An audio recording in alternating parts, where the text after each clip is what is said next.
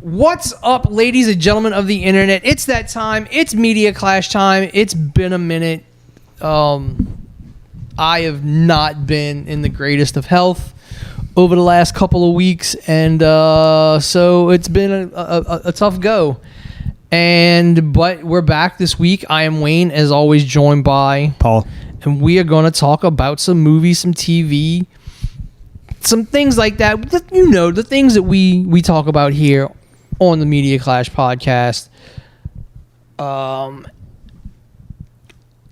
let's just start this out with what we've been playing, what we've been watching. I really haven't been playing anything much. I've played some Elden Ring. It has been annoying. You ever made it past the hallway? No, I just started a whole new character and bypassed that. I went back and because here's the thing with Elden Ring, it doesn't tell you how to level up either. No, you go to the you got to go to a specific, but you don't know that. Yeah. Like, that's not like I was running around doing crap, trying to figure out how to level up.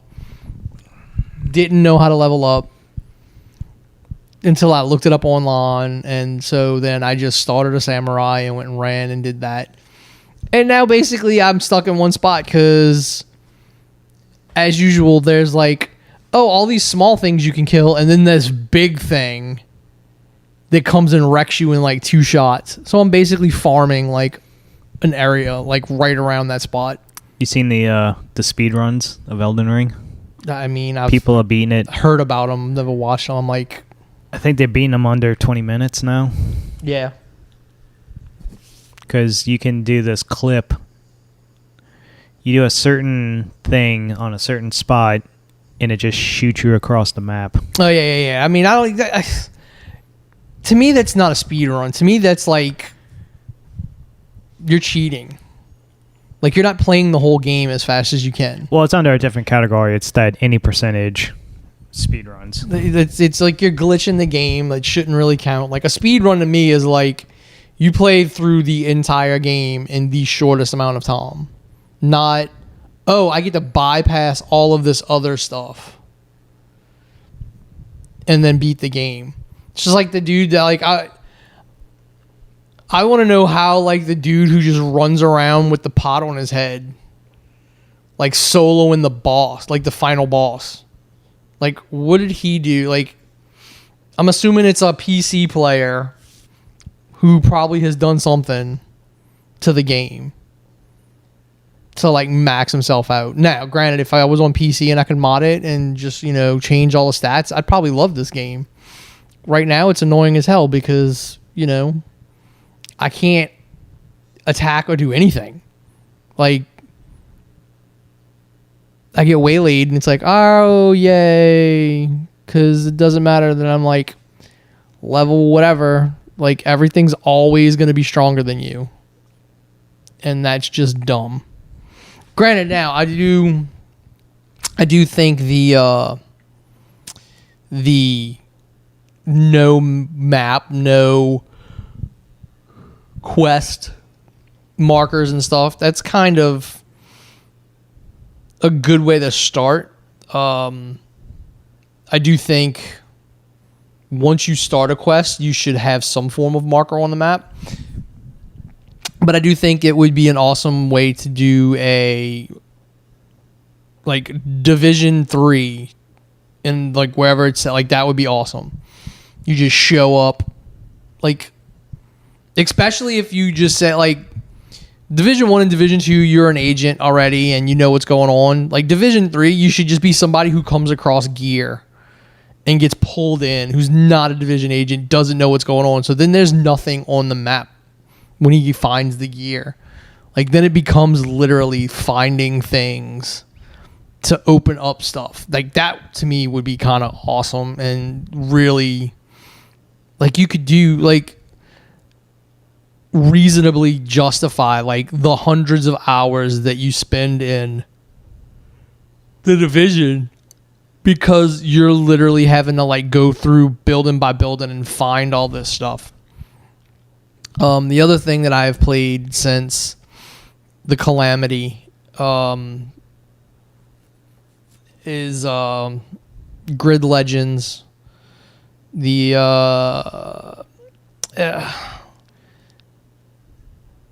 was a decent enough story. Like it's got a full motion video story mode, which is interesting in 2022 now that, you know, that games are still doing that.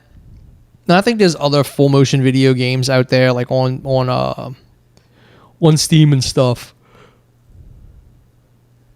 And supposedly they're gonna have like 4 expansions that is gonna like expand the story of you know, you as a driver and all these other characters that get introduced. But who knows when and if that'll all come out.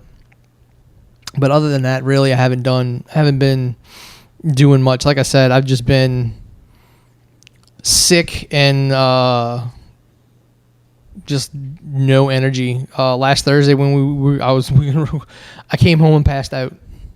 Last night came home and passed out. I have felt completely dead physically since the Calamity.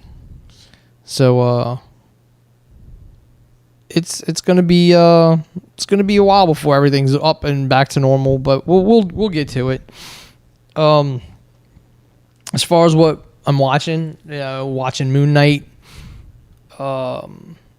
Really the only thing that I've been, you know, paying attention to, watching week after week. I mean, Superman and Lois has still been on these stupid hiatuses that the CW does, which is, then they wonder why they can't keep a steady ratings.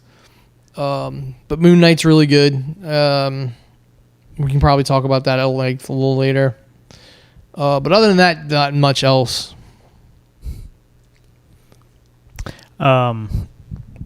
Playing wise, we talked about having a special guest on the show, and one thing me and a special guest have in common is the Yakuza series and Lost Judgment series. Both big fans of. So it got me one. I still haven't played 4, 5, and 6 of the Yakuza series. So I started playing 4.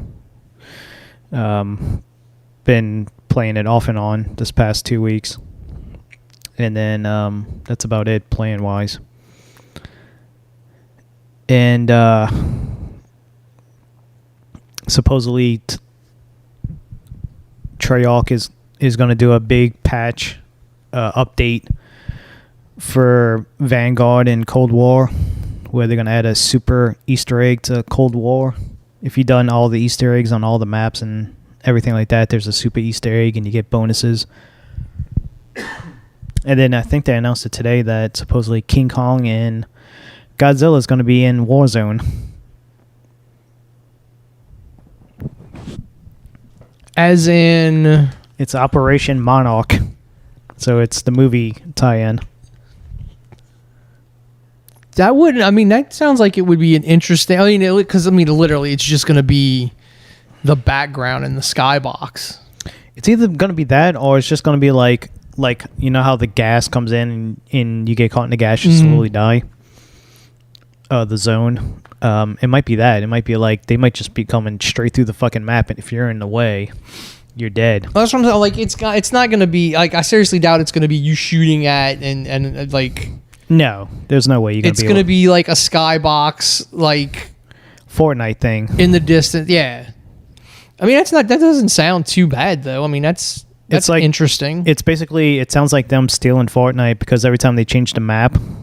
Yeah, there's always something massive. Like, Fortnite, anytime the thing changes, something massive happens. Yeah, the meteorite, or... Travis Scott, or like some rapper. Well, no. Whatever them. Those are just those are the things that cause the creation of the metaverse. Like those you can blame Fortnite for that, because they want to all be able to do these virtual reality things where you don't really spend any money, but you make money. Yeah. That you can blame Fortnite for. But Fortnite also and Destiny 2 has done it where like these big events happen at like server shutdown and reset where, you know, there was the meteorite or whatever, and then like everything just blipped out of existence for like a day and nobody and again it works when no one knows what's going on. Because then it's new. Like if you knew ahead of time that like, all right, this thing's going to come in and it's going to blip out and then we're going to shut down for a day to reload the servers with the new shit, it wouldn't be an event. Well, it's those old MMOs where, like Warcraft, they had that giant dragon just come in and just decimate a certain section of the map, and that created the DLC expansion. They've got a new DLC about dragons and that again coming out.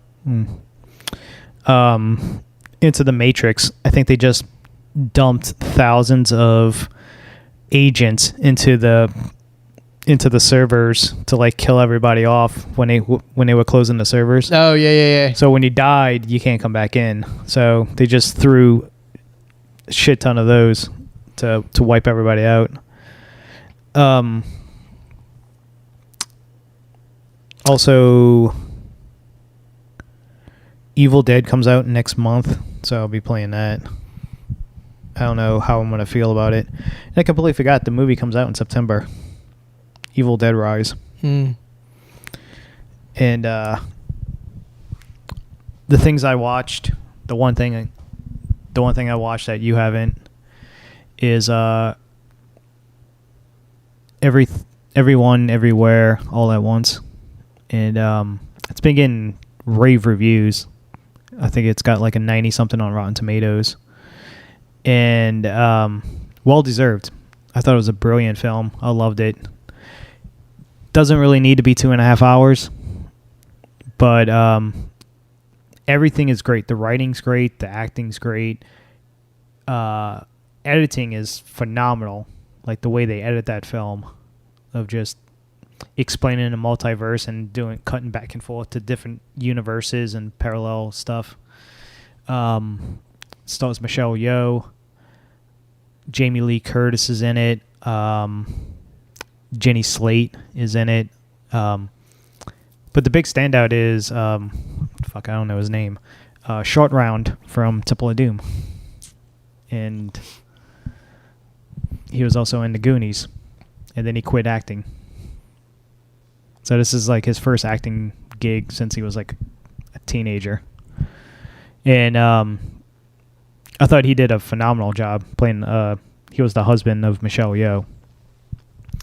But it's one of those movies, you got to pay attention because they throw a lot at you. And it's within the first half an hour is when everything kicks off. But definitely, if you get a chance, go watch it. And then probably this weekend, I'm going to go see Massive Talent. And yeah, I need to go see that too. I'm gonna see that in Norseman. Yeah, dude, Northman looks so good. I'm just like, I don't know that I need to go to the theater. Like, it'll probably be great going to watch it in the theater, but I mean, I don't know. Both of those I may just wait until I might be able to rent them relatively soon on like Amazon or something. So I think me going to go see Everything and Everyone at the AMC, I think that was the first time I went and seen a movie in a theater since like Nobody. It's been a while. Fucking expensive. Well, yeah. Like $20 just to go see a fucking movie. Like the Doctor Strange and Dobie was like 20 something bucks altogether after the taxes and all that stuff. I think this ticket was Justin got it for me because he got like some package deal from Costco. It's like 2 movie tickets and concession deal.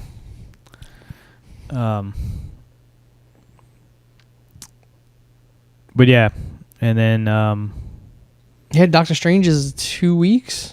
Yeah, May 6th. So not this weekend, but the weekend after. I think that's that Friday. that weekend, that's when the AEW New Japan show tickets go on sale. But and then we just talk about the two things we've seen, either Moon Knight or Better Call Saul. So yeah, everyone else has now gotten to catch up with the all the critics who got like the first 4 episodes Of a 6-episode series. I'm like, I don't understand that. Like, why? Why would you give away? Like, granted, nobody that I know of like did reviews for the first 4. They did them weekly, even though they'd seen them. But still, why would you? I mean, I guess if you're that confident in your show, like, you give them the first 4, maybe. I don't know. It just made no like. But again, the way the 4th episode ended, oh Jesus! like it was clearly that 4th episode is like there's episode 5 and 6 are going to be completely different than I guess the first 4, or at least episode 5 is going to be completely different than the first 4, other than the ending. But I mean, so. Yeah, I can't believe they finally put in Mephisto. That's a joke. It's just because like every fucking Disney Plus series is like, this is going to be Mephisto. Oh no, that's going to be when you get what is it? That Halloween special with Werewolf by Night. Oh yeah, that's when you're gonna get like that'll be your Mephisto again because they're gonna introduce Ghost Rider. So Mephisto is at some point gonna show up. Like, it's inevitable. We're still getting that fucking Guardians Christmas fucking special this year. Yeah. Which James Gunn says it's the best. It's the best thing he's ever done, he said. Oh, I'm sorry. There's one thing we didn't talk about that I've seen is, I don't know if I talked about all our flags mean death.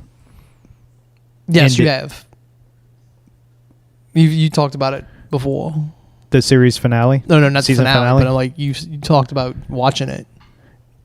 Yeah, so apparently Our Flags Mean Death is the #1 new show for streaming on any platform. Like, it beat. And if you look at the numbers, like every week, it fucking tripled, quadrupled in fucking viewership, and it's so good. It's a great fucking show. It sucks HBO still hasn't announced what they're going to do with it, if there's going to be a second season or not. So people need to watch it. Get those. Well, I mean, here's the problem with HBO and their announcements and all that. That stupid merger is going to Discovery. Yeah, it's throwing a wrench into their streaming platforms because CNN Plus just launched like 2 weeks ago, and it's already been canceled. Like they're already shutting it down because they're like, we can merge these and save money.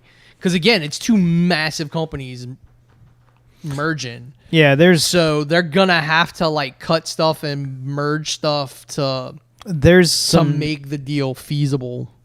There's some pretty big news we could talk about in the news section about the merger, but yeah. So HBO Max, like they might. I mean, everything might just get merged into HBO Max, and then you'll just have CNN and Discovery and all that. Yeah. Underneath one app, but there's gonna be something that's gonna change. No, it might be it might be like the Hulu Disney Plus, where you can just get. Here's the thing is with Hulu and Disney Plus, it's like Disney Plus is like a lot of the Disney friendly, even though now like because they've added Moon Knight and Daredevil and Punisher and all that. You have to go in and verify you were an adult. Yeah, I got to put in a fucking code every time I put on the app. So, and then also because what's hilarious is in other countries, like there is no differentiation between what's on like Hulu and what's on Disney Plus.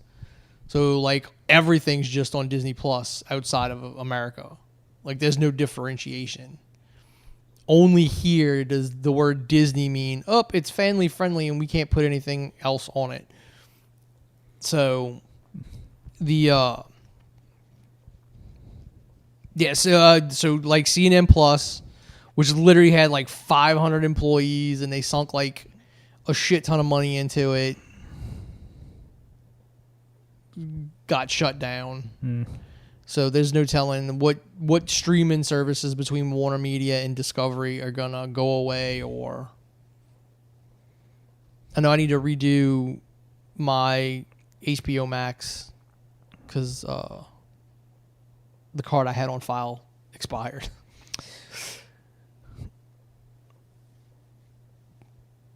Granted, the only thing I watched on it was like Young Justice. That was it. Oh, HBO Max. Yeah. Yeah, All Flags Mean Death was I guess a online only show. Like it's not on it was cable. It was a streaming service only show. Yeah. But again, you still like, it's the most popular. Like you can't guarantee those numbers. Just like no, this is like guarantee Netflix's numbers or anything like that. There's no way to actually be something able to else tell is gonna anything. something else is gonna come out and beat it. Yeah. Oh yeah, I watched Bad Vegan. Oh. It's not as crazy as what the Netflix trailer made it out to be, because they were like, if you thought fucking Tiger King was crazy, wait till you hear this. And then after you watch it, you realize the woman that's supposed to be the victim, it's like, all right, something was up with her.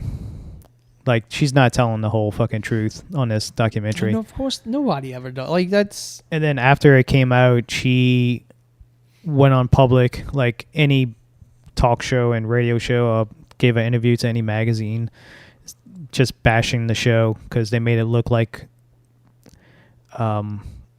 that she was going to go back to her ex-husband, or she was still in contact or still in love with her ex-husband that fucked her over and did all this stuff and stole millions and millions of dollars. Because it's about, like, all these Netflix documentaries are about the narrative that they tell. Like, nothing's... Unless it's like a crime drama one, like a crime one that, like, literally the facts are all there. Yeah. Like, they're all... Everything else is just dramatized to get people to binge watch. Like, that's all it is. And for her to fall for this fucking con man and do all this because supposedly, quote unquote, she was in love. I mean, people do some stupid shit over hormones and, you know. No, not this stupid shit. Like, after the fourth or fifth time, and then your restaurant goes out of business. Luckily, you get it saved, and the restaurant's supposed to be your fucking baby. This is your fucking pride and joy that you sink all this work in, and you don't pay your employees. You fucking embezzling money out, and then try to push it off on your like, oh, this is your husband's doing, and then you go on the run, and once again your business is fucking failing because the money's being embezzled out of the company. People are not getting paid again. All these loyal employees that came back once you reopened and got everything situated and everybody paid. And it's like, oh, I didn't know all this was happening because they were going to fucking Vegas. They were in Vegas for like 2 months, and because he's a fucking degenerate gambler, and he's been taking the profits from the restaurant and gambling it away. But she never once like checked on the fucking restaurant to make sure everything was okay and all this other stuff. No, it's like you watch it and something was up with her.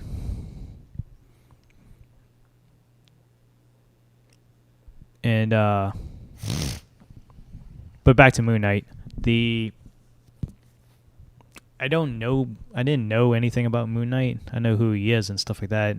I just figured somebody described it as a Marvel version of Batman, but crazy.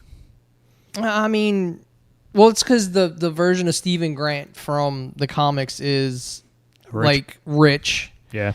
And Moon Knight doesn't have powers in the comics. Oh, he doesn't have like the superpowers like in the show. He's literally just someone with like he is a crazy version of Batman that walks around in white with multiple personalities. Yeah, like they've made, which I think is better. Like I like the best part of this show to me is all the actual Egyptian stuff. Like I could have done without, I mean, we haven't really seen a lot of Moon Knight, and I'm fine with that. Like him as Moon Knight.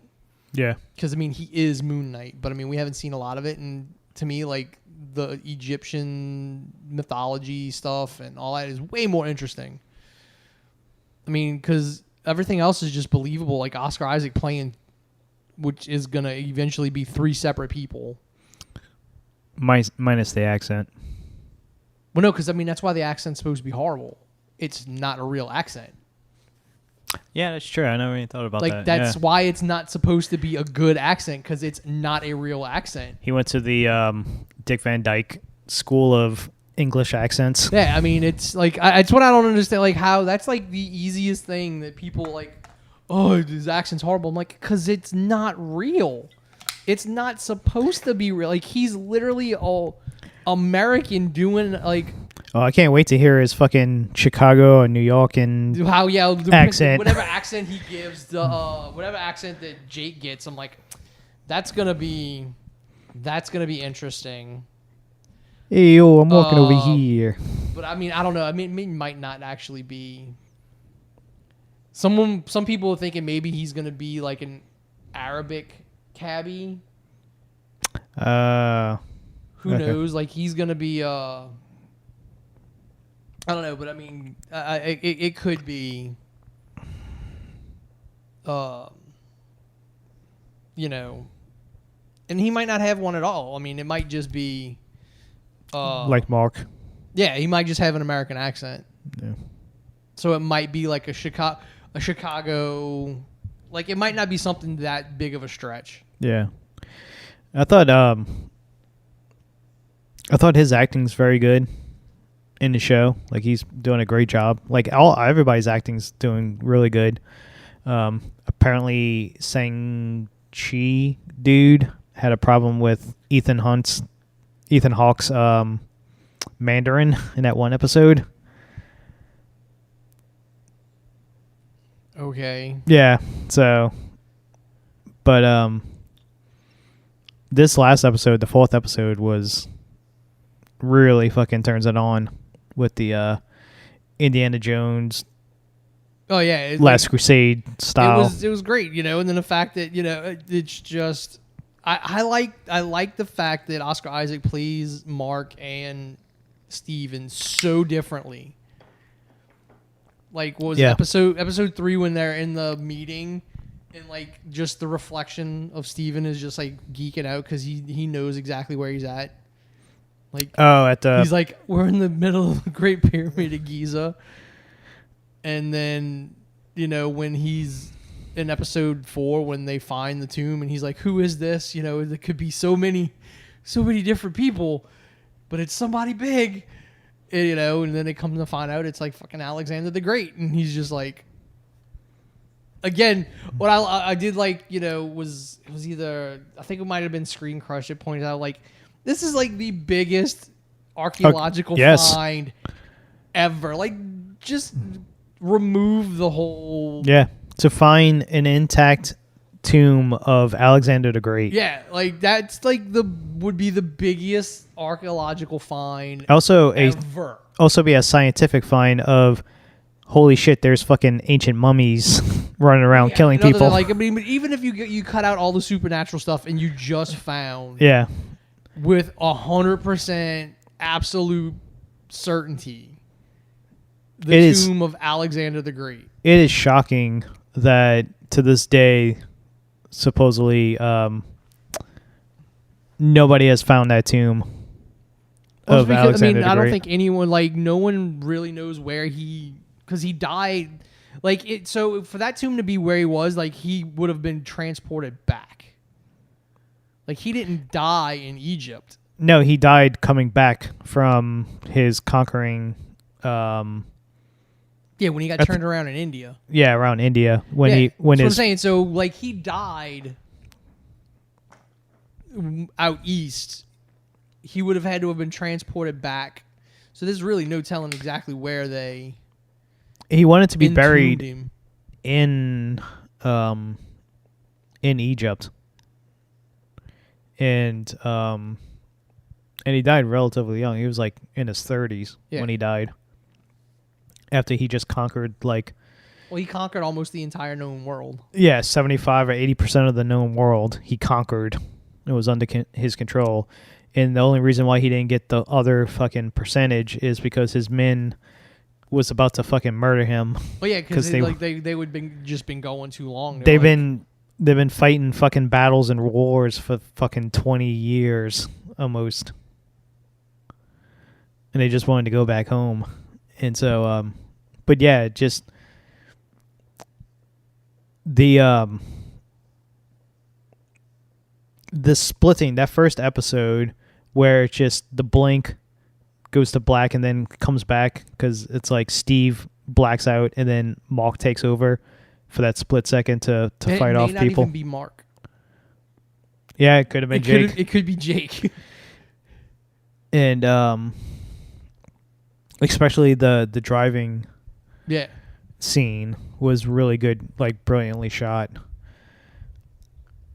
And then once the reflection starts coming into where him interacting with his personalities inside of himself, and then bringing in what's the god's name? Khonshu. Of just he's not crazy enough when he's Moon Knight.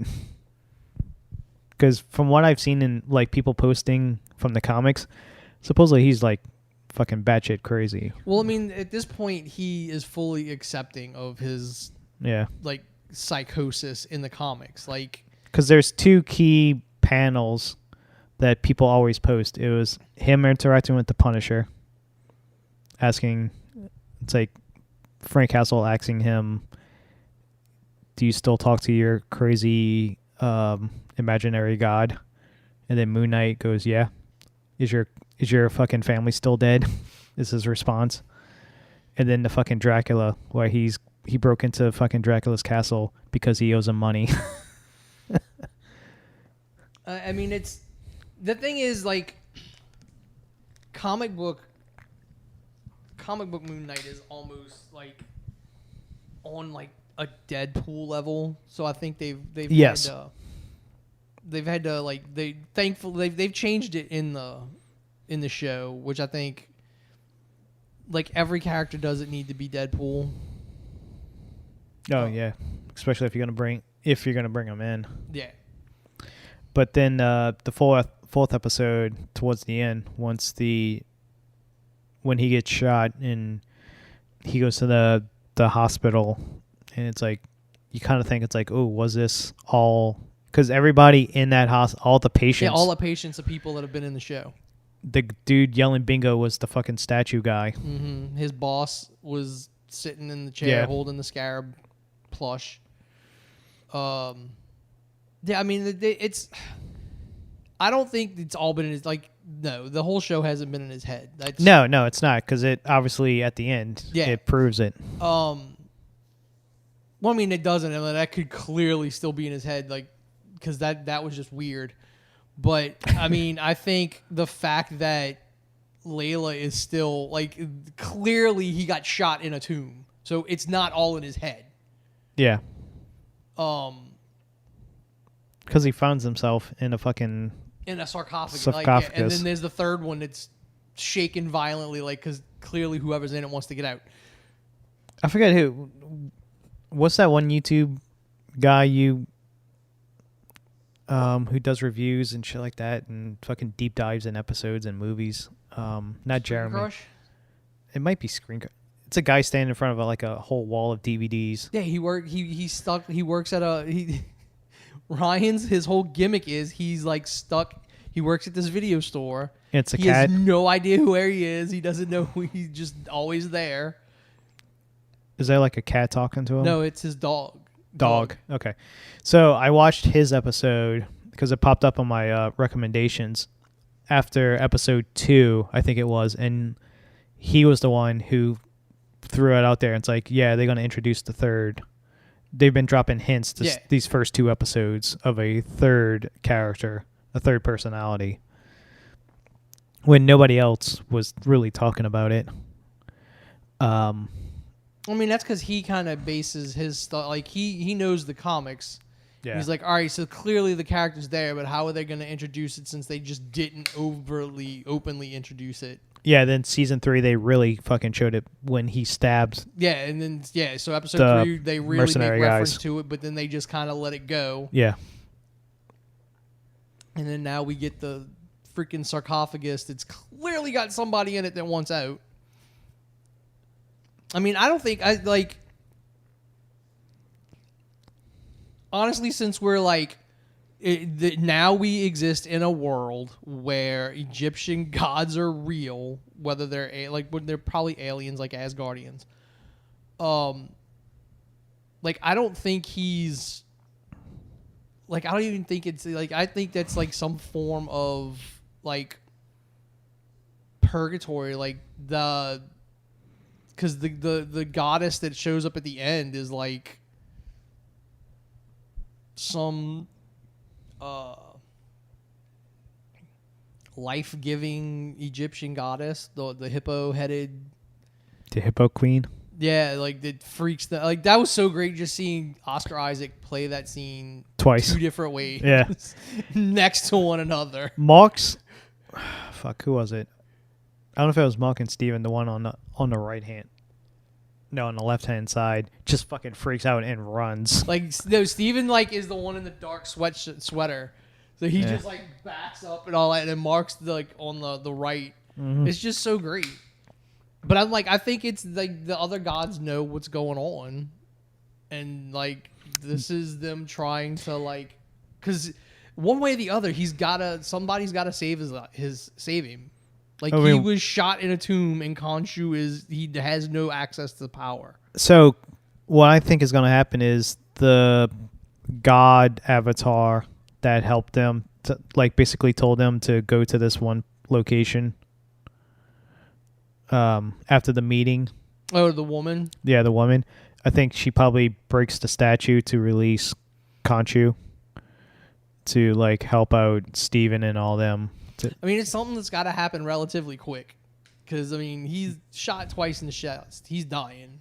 See, at first when he gets shot, I thought they pulled off the classic fucking... when he opens up the sarcophagus of Alexander the Great, they had that fucking axe and the fucking breastplate. So I thought he put the breastplate underneath and he's going to get shot and fake he's dead. Fucking... Now, I mean, granted, you could just sit there and say it's an old-ass gun. Because, I mean... Why does he have this old revolver? It's not a new gun. Yeah. It's this old... Did he find just a revolver in the tomb somewhere? I don't know. It's weird. Everybody else has these... you heard machine guns and shit going off earlier. And then, he just pulls out this old, Smith & Wesson. I don't think he pulls it out. He, takes it from somebody. Somebody standing next to him. He fucking... It was weird that it's just, this old revolver that he shoots him with. It just seemed odd to me that's what it was. And even though it's Disney, I mean, he gets shot and you see the blood, there's no hole in the shirt. Just how they have to do things to make it not be as because as soon as he hit the water, there wasn't a whole lot of blood. No, it doesn't start. So he's not bleeding a lot. No. So, which is why I'm maybe it's an old gun and it didn't go that far. I don't know. They're going to have to come up with some reason why he didn't die immediately, which then to me is okay, all this stuff in his head is his brain processing these alien gods, being all right, look, we can save you. You need to work your shit out real quick. Because I think it's the... I think Mr. Sunday Movies pointed out that the hippo god was a plush toy in the gift shop. from episode 2. Oh, no, Mhm. episode 1, I think it was, when he was late. And yeah, I'm very interested to see how this goes and how this plays off into the bigger world, the Marvel universe of their Well, I big mean, and plan. it's just like you got to we're getting this whole like weird supernatural section now. You know, Blade, Yeah. The Black Knight, who that sword ties into a whole nother. Because this ends the week of Doctor Strange comes out. Yes. So maybe this plays into the movie somehow. I don't know. Considering they fucking completely changed the sky. That's what I want to like, because clearly everyone saw that. Yeah. Like, I want to know how that worked. Is it just a big optical illusion that everyone got to see, or you think Doctor Strange will be like, son of a bit? It might have been just that one section of Egypt. I mean, yeah, it was literally. I don't think it's the whole world. I mean, I don't know. That would have been. No, because it didn't go to cut. It stayed night the whole time. Yeah. It didn't cycle day to night. So maybe it was just like you wouldn't really notice that during the day. No, and unless the sun moved. it's also one of those fucking the classic Marvel excuse of why didn't y'all fucking intervene when Thanos came? Oh, well, we're gods. We don't get involved. We let man play out. It's literally the same excuse you did for the Eternals. I mean, Eternals is just horribly written. Like I still haven't watched it. I haven't either, and the fact that I'm like I've watched all the other videos and stuff on them. Yeah. And they're like they're robots. I'm like, done. Nope. Because then you introduce. Wait a minute, they're robots? Yeah, you introduce Eros at the end, who is like an Eternal, but also was a brother to Thanos. So, but Thanos wasn't a robot. So they contradict themselves, like within the same movie. Hmm. And I didn't like the celestial designs. Oh, Like yeah. the design that was in the Guardians of the Galaxy in that flashback is what they're supposed to look like. Like, I don't understand the Jack Kirby movie looks less Jack Kirby than the Thor movie that is just taking stuff that Kirby designed. Like, Eternals is like a complete Kirby thing. And then Thor, Ragnarok, and Love and Thunder has Scar is all Jack Kirby, tribute from top to bottom with like costume design and just the way everything looks.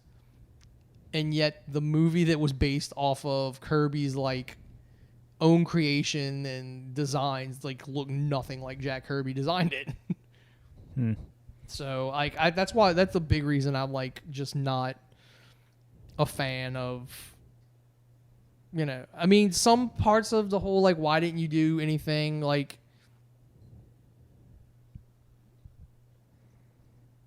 I mean, It's the classic yeah, when you add things after the fact, you have to explain. Yeah, it's when you do these one-off, like the solo movies like Thor and Captain America and blah, blah, blah, and especially Thor. It's like, so all this is happening, why didn't the other Avengers come and help you? Like in Thor 2, Dark World, or the Captain America movies with Cold War. Well, yeah, No, Winter Soldier. Technically, the only time somebody else should have shown up was when those things started firing at each other. Because Tony knew about those helicarriers. He gave the engines to them. Yeah. So as far as Tony would have probably all right, they're launching them. Once they started firing at one another. And the only Avenger you got was Scarlet Witch. I mean, Black Widow. I mean, because again, she's nothing more than a fancy shield agent. Oh, even speaking of which, WandaVision, like Doctor Strange should have fucking showed up to check that out. It's like, You know what though? I think he was supposed. The I'm problem sure is because of the like he was supposed to be in WandaVision. That was supposed to be him that showed up at the end. Like he was supposed to show up at the end to deal with it. And then I think they either rewrote it because of the lockdowns were going into effect at that point, or there was some reason why, like they changed the ending to where he wasn't involved, but he was supposed to be. So I don't know if maybe because they knew if he was supposed to show up and if it was supposed to be him showing up for like she was gonna fight him at the end instead of Agatha. Well, then why would you do it again in Multiverse of Madness? yeah. So maybe that's why. But he was originally supposed to be in WandaVision. Each episode of Moon Knight, I keep fast forwarding, like through all the credits. Just Yeah, to no, see. I'm hoping. I mean, at least something should be there on the last episode. At least the last episodes usually have something. It's usually like the fourth episode or fifth episode. It's like right in the last, middle. Yeah, they do that one like, after some credits. What was the last one? Before this Yeah. was Was it Falcon? Falcon. Yeah, they had something at the end of the last two. I think. No, last one was Hawkeye. What was at the end of the Hawkeyes? Hawkeye was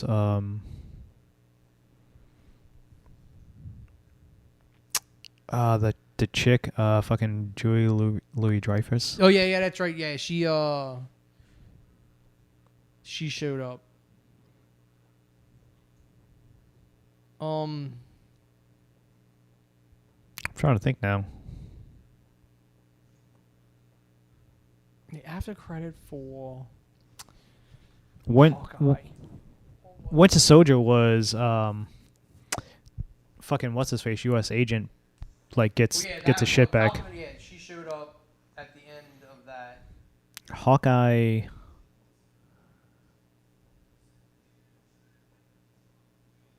Was it? It's not the Kingpin. No, that's what it was. Hawkeye, they just showed that full musical number. Oh, right. They just showed the Yeah. full musical number. That's what it was.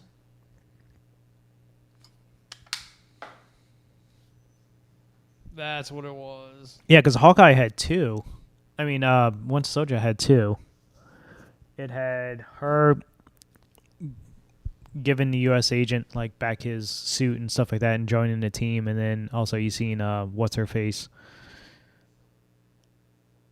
make the call to Peggy Carter's niece, Sharon, No, Falcon and the Winter Soldier was U.S. agent. um But also she makes the call. was it? There was two. Yeah. So yeah, Sharon is on the phone call after the end, and then it cuts to U.S. agent. U.S. agent. Yeah. Hawkeye didn't really have one. It just it showed the thing. Because I think it's just going to be like a lot of these Disney series are just one-offs.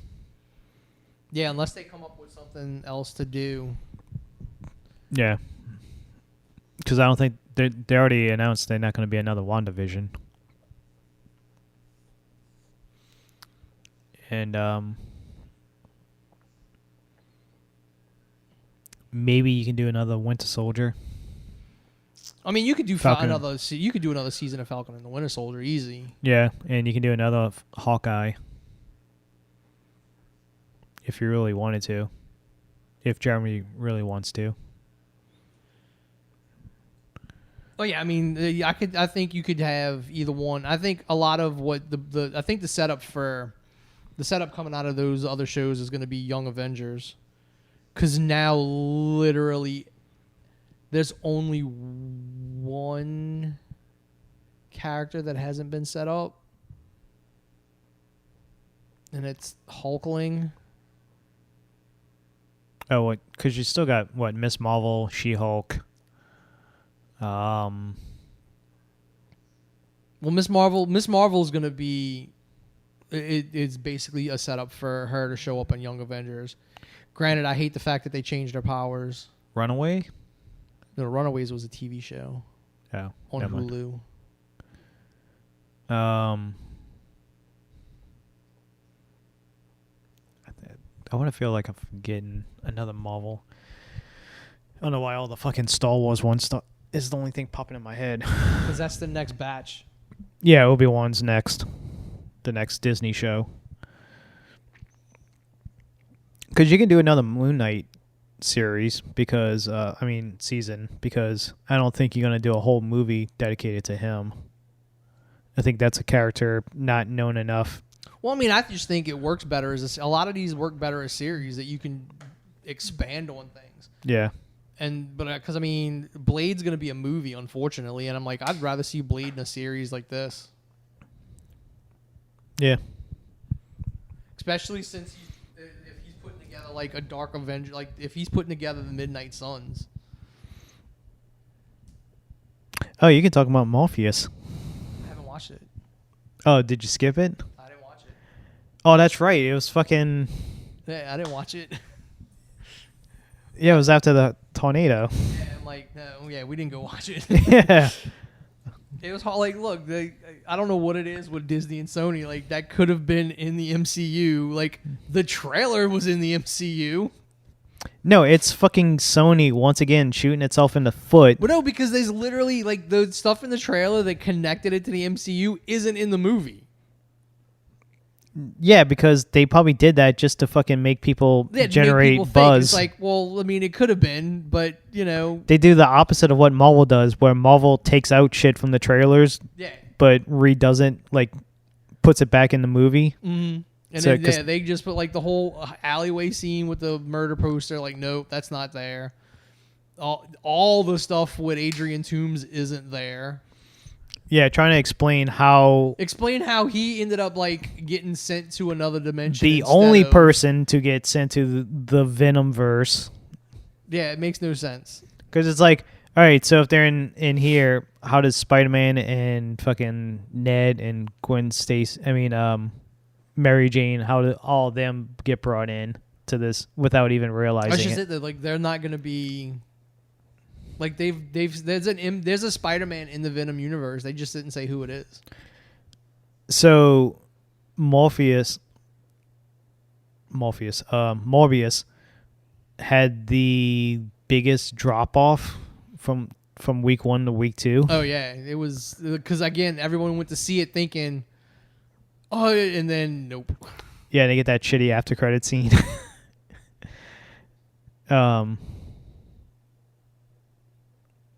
But yeah, it's I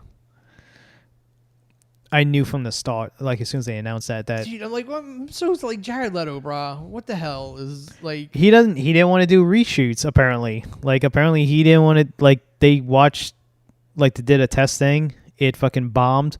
He didn't want to do reshoots. The director guy, like 2 weeks before, he was doing interviews, basically giving away the fucking all the secrets and all the plans Sony has of doing a Sinister Six. And I mean, here's the thing. Craven reshoots have saved that movie. Probably not. No. We're not talking MCU reshoots where they do like 8 weeks of reshoots because they're adding stuff. He got super jacked for nothing for Yeah, this fucking movie. And then it just it's going to be like the last time they try to set up the Sinister Six, because they got a fucking major hard on to get this fucking Sinister Six movie made. And it's the fact of you get all these fucking villains, who are they going to fight? Yeah, because there's no Spider-Man. Yeah. So, and here's the thing. They're just ripping off, they're trying to rip off the fucking Joker. Here's the thing. It's not even that. It's okay. So far, even if you keep Morbius, you've got 2 characters for your Sinister Six movie. You got Venom, you got Morbius. You got Craven.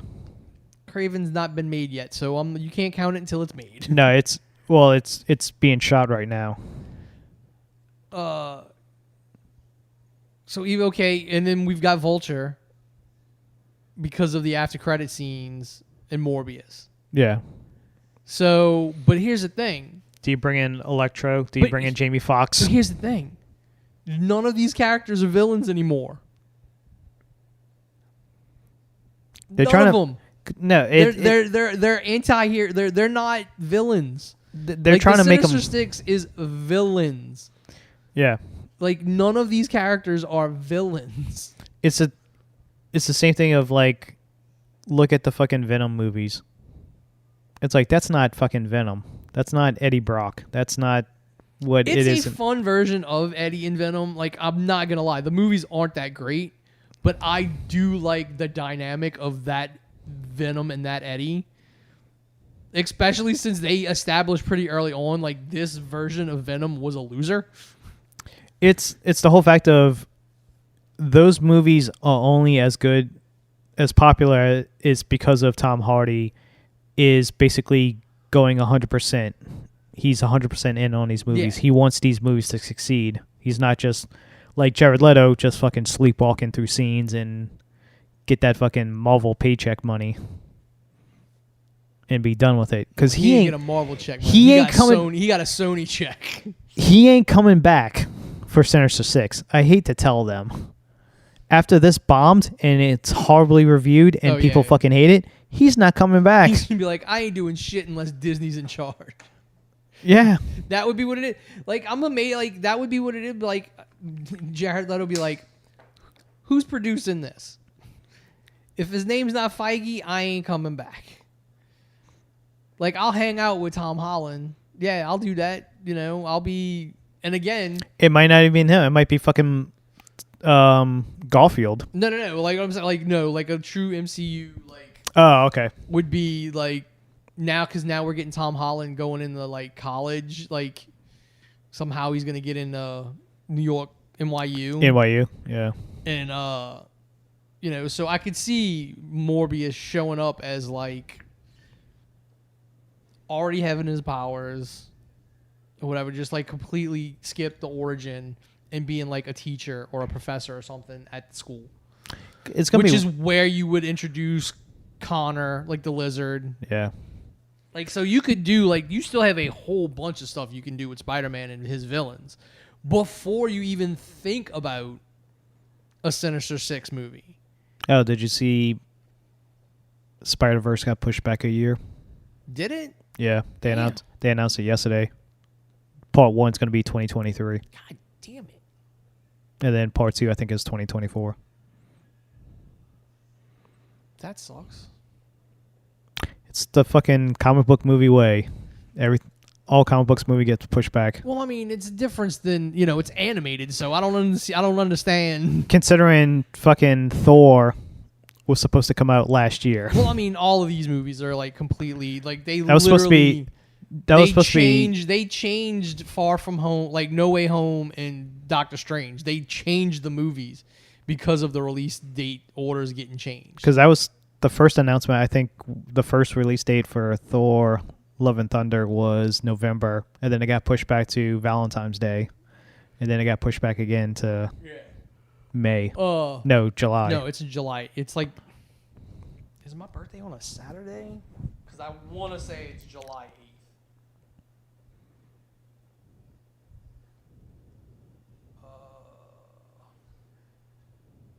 Which was also kind of... So it comes out July 8th, which is the day before my birthday because it's a Friday. Which is also was very weird of like, this movie comes out in like 2 months and there haven't been a single trailer. And then out of nowhere... I think they're doing it. I think they're doing the best thing for it then now. Because that trailer didn't show shit. Because they don't want to overlap into Doctor Strange. Yeah. Because you want to really push Doctor Strange, and you don't want to be already pushing fucking Thor at the same time. I think you're gonna get maybe one more trailer for Thor, which is gonna be the trailer that shows the villain. I think you get one more, or possibly a more extended cut of this first trailer after Doctor Strange, like they did for Spider-Man. Because I mean, they didn't show the villain of Love and Thunder at all. No, you see Russell Crowe. Yeah, the as back Zeus. of Russell Crowe is Zeus, That's about it. and you see the one dead god.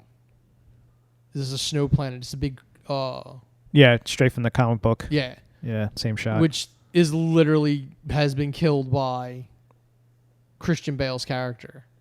See, that's the thing, because I watched that Mr. Sunday movies. It's like, technically he has a symbiont. How do you... Yeah, that's what I'm saying. Like, so Go there's a about lot of talking- things that you can now start connecting. Like, that sword is made from the symbiont god. It Yeah, was made by the symbiont god. that's the next Spider-Man movie, is the symbiont god that they were talking about. I don't know, man. That's a lot to introduce in a Spider-Man movie. Mm. That's the King in Black is a... Well, you haven't even introduced Venom yet, and you're gonna try and introduce the King in Black? No, I don't think so. Well, that's how you bring in fucking Venom. The Black Knight sword comes from the same thing. So at the end of Eternals, the after credit scene for Eternals is Kit Harington's character Finds the sword. He gets Yeah, the sword, and when he goes to move towards it, like it starts moving towards his finger. And that's when Bleed stops him. You know, the voiceover's like, "Do you think you're ready?" Because the sword that the Black Knight uses, the Ebony Blade, is a part of wherever the symbionts come from.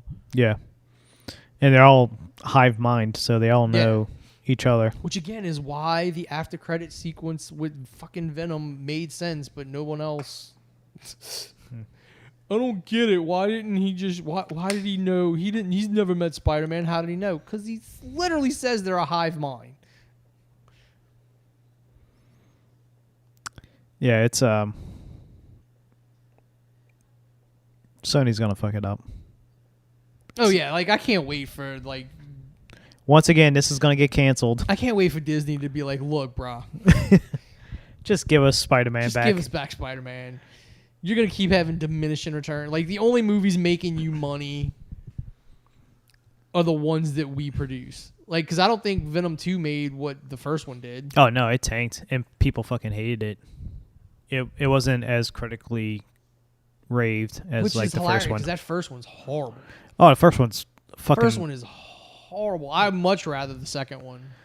I haven't seen the second one because I hated the first one so much. No, I'd much rather the second Venom movie. I didn't mind Woody Harrelson's Cletus Cassidy. I think it worked somewhat. I think because it's a Sony movie and it just... Cletus is a serial killer. But the movie wasn't allowed to be... Yeah, because you're falling into that stupid PG-13. Yeah. Like Morbius. So, any references to him being a serial killer and other... it was all just very brushed over lightly. It was very Natural Born Killers style because, his girlfriend, Shriek, he just wanted to be reunited with her. Well, yeah, I mean, I think that's what they were kind of that's why they went with Woody Harrelson anyway. And it's also the fact that Venom is, deathly afraid of Carnage because it's a red symbiont. It's, a whole different... Well, that's what I mean. I kind of that's why, again, because we didn't get a Venom that origin is tied to Spider-Man. Yeah. And therefore got all these extra power. Venom gets his abilities from the fact that he was bonded with Peter. That's where the whole... Otherwise, he was just a symbiote. Because it's going to be the whole thing of now you're going to have to reintroduce Spider-Man into the Venomverse. And then you have to... So unless you do it as... You have to make a way that Tom Hardy in Venom wants to kill fucking Spider-Man, which is not going to happen It's because... not going to happen in that universe. Yeah, it's not going to happen in that universe. So what's the point of having Venom? Yeah. That's what I'm saying. I would... that's why I'm kind of okay with the goofball Tom Hardy, the goofball Eddie Brock Venom. And then in the MCU, we're clearly going to get some version of Venom. Yeah. Let's hurry up and talk about Better Call Saul real quick. 2 episodes, 2.5 hours premiered, and it's been so long that I forgot some stuff. Dude, I tell you what, the minute it was over, I looked at Teresa and I said, Kim's not dying. No, I think she gets arrested and goes to jail. I don't even think that. I think she gets away scot-free. I think the show ends with him and her meeting up. At the Cinnabon? Like, somewhere, like, in the present. Mm. Or he sees her, like, maybe she moved away and became, like, a lawyer or something. Like, she's... Well, that's supposedly why he went to that location... Why he picked that location to relocate and start a new life is because it's Kim's hometown, or it's close to her where she grew up, or something like that. Mm. So I'm saying, like, I think she makes just the way she was acting in the last episode. I'm like, no, dude, she fucking that second episode, like, she's clearly all aboard. Like, she knows what the hell's going on. She's literally the Walter White of this fucking. Yeah, like, she was just. How she went from like season 1 and now she's like pulling off these fucking like just legit fucking Walter White shit, especially against the Kettlemans, poor Kettlemans, but they kind of deserve it. Yeah. So I started listening to. They got a really good podcast called the Better Call Saul podcast, where they bring in people that worked on the show, the writers, the actors, Vince Gilligan, Peter Gould, all of them, the producers, and they talk about each episode. So I've been listening to it, and there's a lot of stuff they bring up about the first episode and the second episode that I've never even noticed. Oh, I didn't catch on to, of like the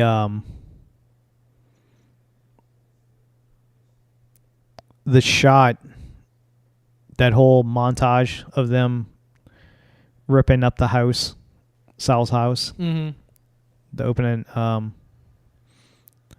So that's the first time you get a flash forward, I guess, in color.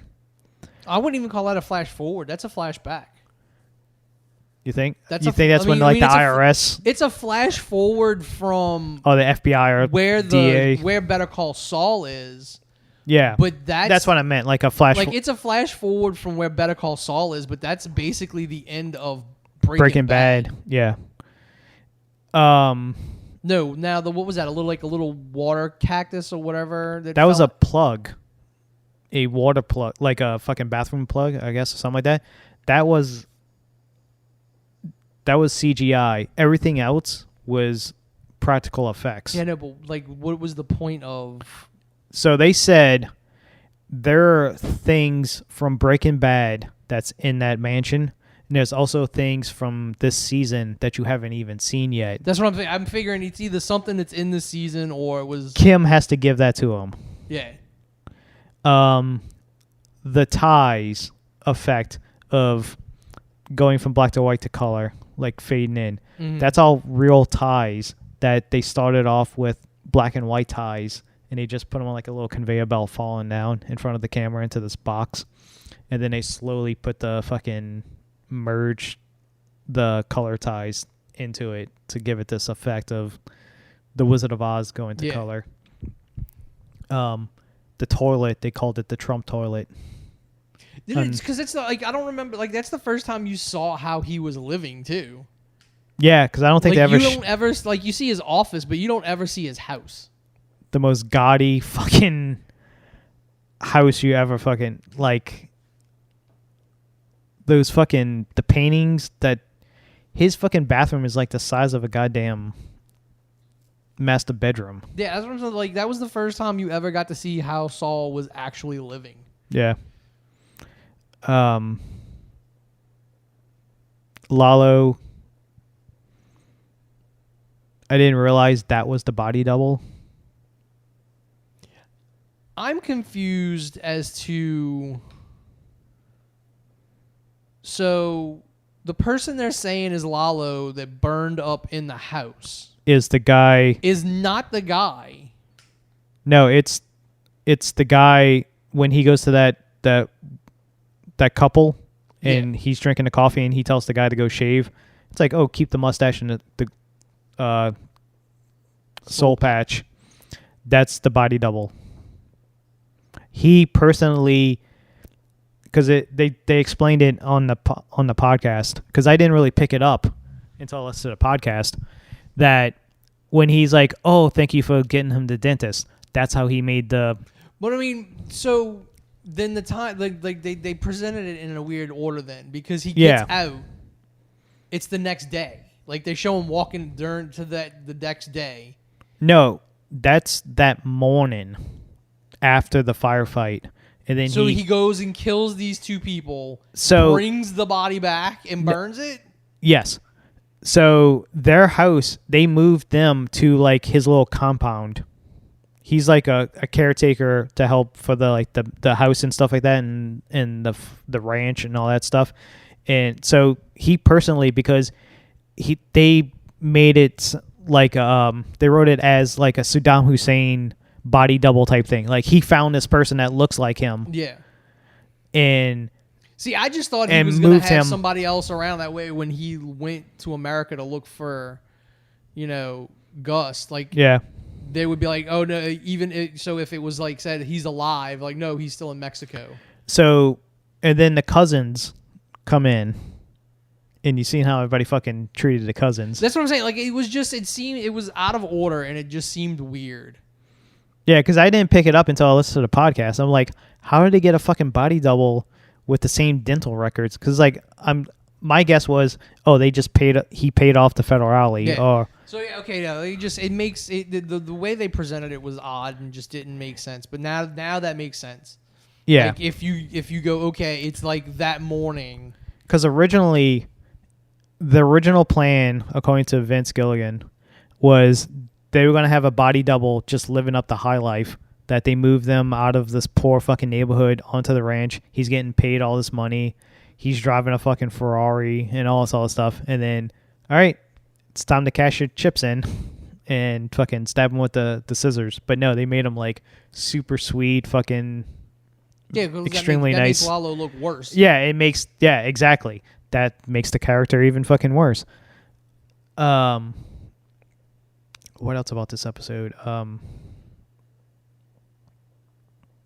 You still don't know what's Kim's scheme against fucking H.H. Holmes. Well, yeah, because H.H. that's Holmes. those are the things that you have to explain away. Like why, like HHM never shows up in Breaking Bad, so clearly they're gone. Yeah, so this is where you take down Hamilton. Yeah, and so the guy who does the the manager guy at the golf course, who tells Bob, oh, we have a waiting list for 2 years. We'll put you on a list and we'll see what happens. That's fucking Dr. Venture. Yeah, I mean, I've seen he's been he's been in a ton of stuff, but he's best known as the voice of Dr. Venture from Venture Brothers. And I could not place his voice. Like, I was like, that sounds so familiar. It was driving me nuts until I listened to the podcast and they fucking announced it. But that scene was all off of the top of Bob's head, like about the Jews. That's usually how the best those kind of scenes work best. Originally, when he was about to get caught in the locker room, the original idea was he was going to be on top of the lockers as Hamilton and them, and Ed Begley Jr. was getting dressed and blah, blah, blah. And then they got to the location. It's like, oh, these lockers are only fucking that tall. And it's like, maybe he can hide inside the locker. Nope, can't hide inside the lockers either. So somebody came up with the idea of, like, I think it was the director came up with the idea of just have him stripped naked and look like he just got out of the shower. Yeah, nothing more off-putting than old man nudity. Oh, trust me, going to the gym, like I was at a gym that has like a locker room about that size, and it's just, I go in there to get dressed, and it's just nothing but old men getting naked and just walking around like it's no big deal. But yeah, it's just those little seeds that they're planting for the bigger scheme Yeah. to somehow get back at Hamilton. Like, what has he done? He hasn't done nothing wrong. Yeah, no, I mean, everything has literally been like... He's the nicest guy. And it was mainly his brother, Sal's brother, that kind of fucking fucked him over and did all this other stuff. Hamilton just had to do it because that was his partner. Yeah. And he owned majority of the fucking firm. So he couldn't, like, go against him. And then you got poor Nacho Yeah. hiding out.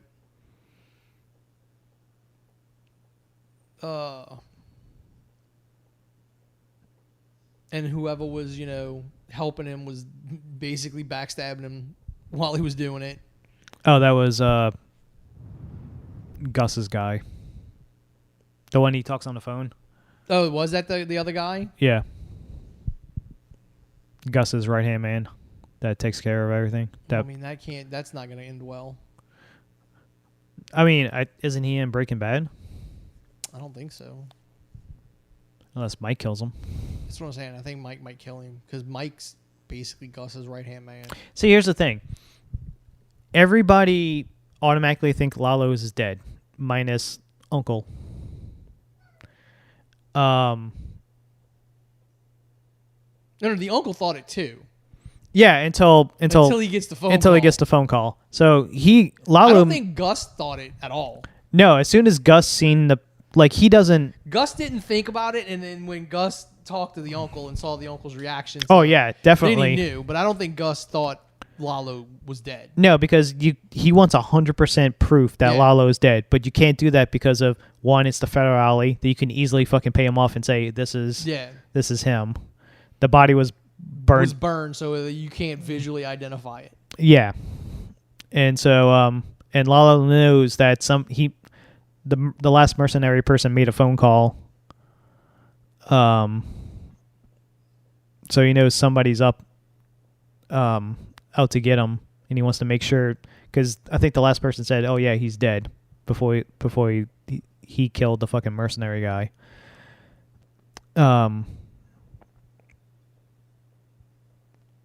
And it's the fact of if they're trying to find Nacho as the rat, the first place they would have went was to the fucking dad. Well, no, that's why when Mike goes and opens the safe, yeah, he takes the dad's ID out. So I'm assuming that was But Lalo and them knows the connection to the dad because they were using. Oh, was it Gus? No, Gus was no. Lalo doesn't. I don't think that's why I'm saying. I think Lalo, Nacho had new identities for him and his dad. Good, but Gus knew, which is why when Gus is like, "Bring me the dad," Mike's like, "Not happening." I thought Lalo and Uncle and them was gonna use the dad against Nacho, or they wanted to bring in to smuggle money or something like that, or drugs using the dad's upholstery shop. I don't know. It's been so long because there was such that long hiatus between. But I mean, again, so that might still be where they end up going. But they went and checked the. I mean, it's easy enough to just sit there and watch. Yeah. The dad to see if Nacho shows up. It's the fact of you got Federale, the cartel, and somebody else just looking for you in this shitty fucking hotel in Mexico, and the air condition don't work. I mean, it was great. I could just see Mike. I could see Mike off in the other guy, because clearly Mike didn't know what was in that envelope, because the envelope had where he was at in it. Mike wouldn't have left that envelope there. No, I think Mike did it because it's what Gus wants, and he's not going to go against Gus because he'll be dead. His family will be dead, and all this stuff. So he had to make the sacrifice of Nacho. But luckily for him, he survived and got out. the great shootout of the because I just started the second episode podcast, and the truck at the end that was smuggling the illegals that was going to smuggle Lalo across. That's the same type of truck, the same setup that the cousins came to Breaking Bad when the cousins showed up. Oh, dude, I thought that was a great scene. You just knew some shit was going down. Like when he's sitting there, like, wait, like we're not waiting. Like, just give me 5 minutes, and that conversation took longer than 5 minutes. Yeah, he goes through the alphabet. Yeah, I'm like that conversation took longer than 5 minutes to spell proof. And then when he's like, all right, I need my money back. He was like, you just give him his money. Yeah, it was also kind of odd these smugglers didn't know who. Well, I could see maybe that, but like they probably might not have known, but somebody in that truck. The higher ups. No. Somebody in the truck. Like one of the little local people, like probably would have recognized him. Yeah. But I mean, that's a small thing. But again, the fact that like you just hear gunshots and then it goes like, well, make sure everyone gets their money back. You're going to find a new route north. And then just leaves them. Just leaves them. Just leaves them, takes the truck. So they like, fuck, you're going to make them walk all the way. Drive the other truck just back south or wherever. Yeah. Like even the way that truck, like the fucking door, the back hidden panel comes off and the way it looks. But yeah, that's where the first episode was supposed to end, is him driving off.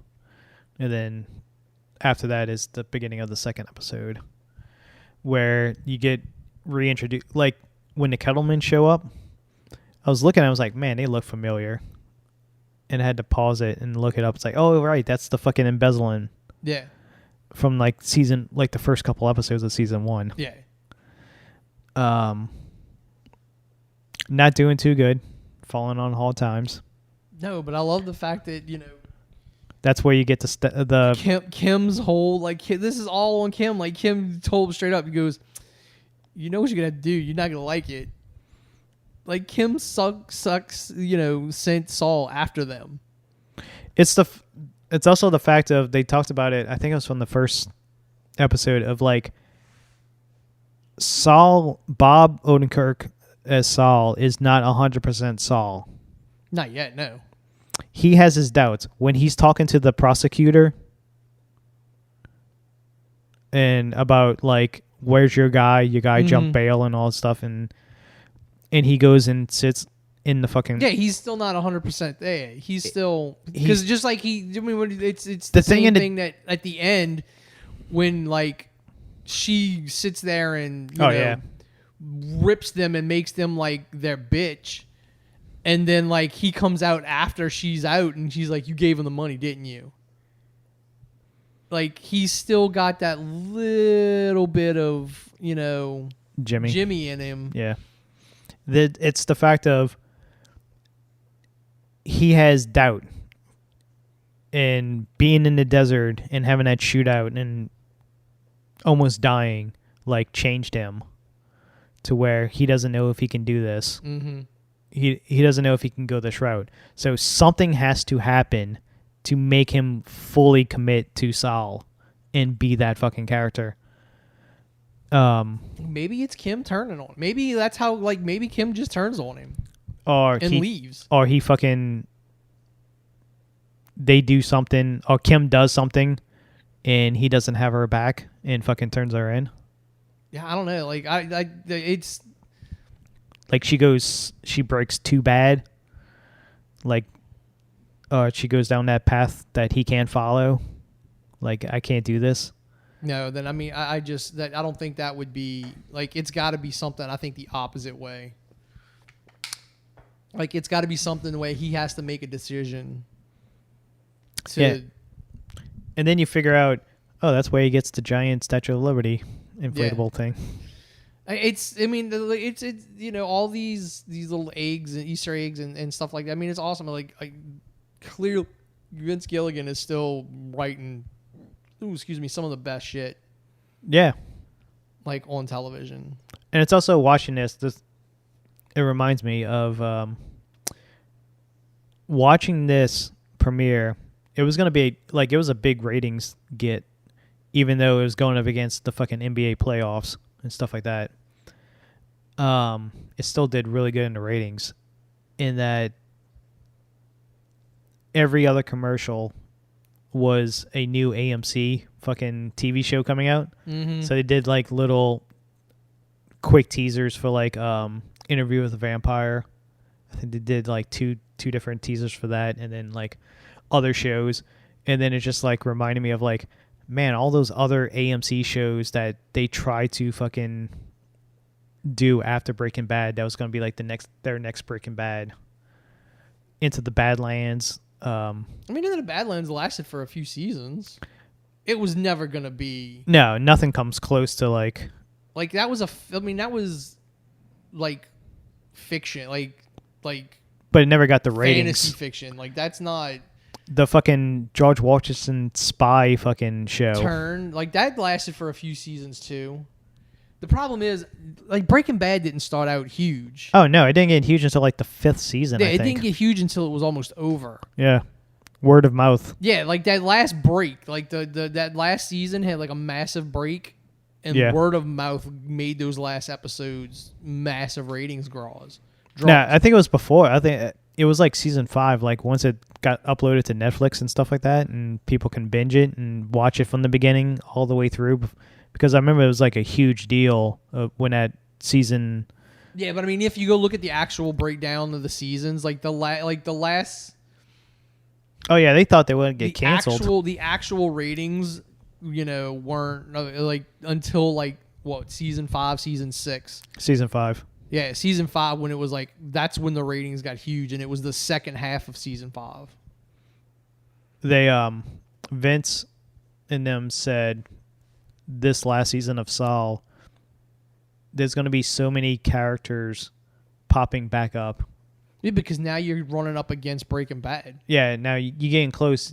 I mean, they already announced that you literally revolve your main bad guy for this whole show was one throwaway line in Breaking Bad. Yeah. So because they said Cranston and what's his White and Walter and Jesse are gonna show up this season. Yeah, because you got to. There's gonna be smaller characters, minor characters from Breaking Bad that you're gonna have to go back and look up is gonna pop up. People that's mentioned from Breaking Bad is gonna show up in this, like how Lalo was very briefly mentioned in one sentence. Mm-hmm. The first words out of Saul's mouth was Lalo. Did Lalo Salamanca sent you? That was his first line when Jesse and Walter kidnapped him and put the bag over his head, and he thought he was getting murdered. I mean, clearly then Lalo's not dead. Yeah, it's also the Gus thing. It's all right, nothing's gonna happen to Gus because in Breaking Bad he owns even more. No, that's what I said. Chicken places. I think at that point it's about why does Lalo then disappear? He probably goes to jail. And then, yeah, because then Gus then has free reign. Which means him talking to the prosecutor, it's probably setting up as he doesn't show up for the killing of the Western Union person. Yeah, so he basically probably goes to prison not for for jumping bail. Either jumping bail or he's found guilty and shit like that, and they move him to another prison somewhere else, far away. Yeah, it's got to be some kind of weird court thing, which Lalo, why he was afraid. Lalo shows up at the Cinnabon. At the very end. Or him and Kim hook up. I mean, it could go any number of ways. Yeah, who fucking knows? And it's gonna be. What sucks is the only good thing is there's not a huge break in between. No, it's like A couple months, I think. yeah, because it's the second half starts in July. Because apparently this season is for this coming up Emmys, and then next season it technically qualifies for next year's Emmys. Like the way the second season, The second, split? yeah, the second So- part, Oh, okay. It'll be like the beginning of the next. Okay, yeah, like this runs through the end of the Emmy, the next set of Emmys, but Yeah. the second half runs through the beginning half of the next Emmy. it would technically qualify for next year's Emmys. Oh, which means they're just gonna have like some like So Bob doesn't win this year; he wins next year. he wins next year, but that just means like the storytelling through the first half, you're gonna have a crescendo. Yeah, And then the second half, you're going to have another crescendo at the end. So you're going to have probably like a massive cliffhanger or something at the end of the first half. I think that's probably when officially Lalo probably shows up to Saul. Or I mean, he wouldn't be coming after, like Lalo wouldn't be coming after Saul for anything. unless he finds out that he was working with Mike, and Mike's working with I mean, that's about the Gus? only it would be to find out he's working. But again, it's like as of this point, like all Lalo knows is like Saul's his fucking lawyer.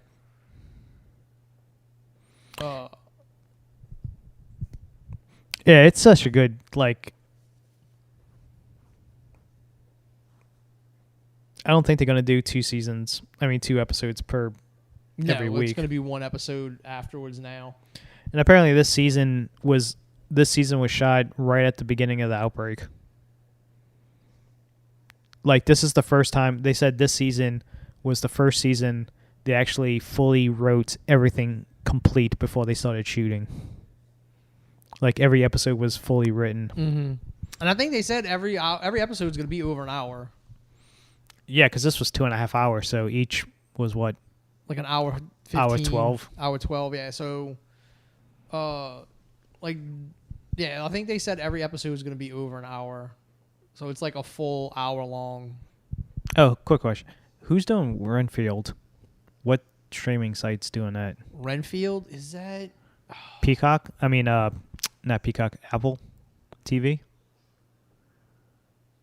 Because I thought they were AMC also.